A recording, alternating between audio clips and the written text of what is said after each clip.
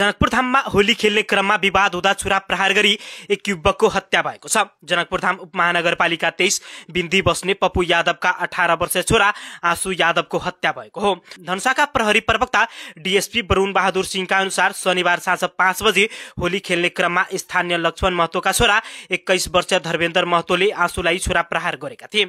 छाती, डाँड र पेटमा छुरा प्रहारबाट गम्भीर घाइते भएको आशुको उपचारको क्रममा प्रादेशिक अस्पताल जनकपुर धाममा करिब 6 बजे मृत्यु भएको डीएसपी सिंहले जानकारी दिए। छुरा प्रहार गर्ने धर्मेन्द्रलाई छुरासहित तत्कालै पक्राउ गरिएको छ।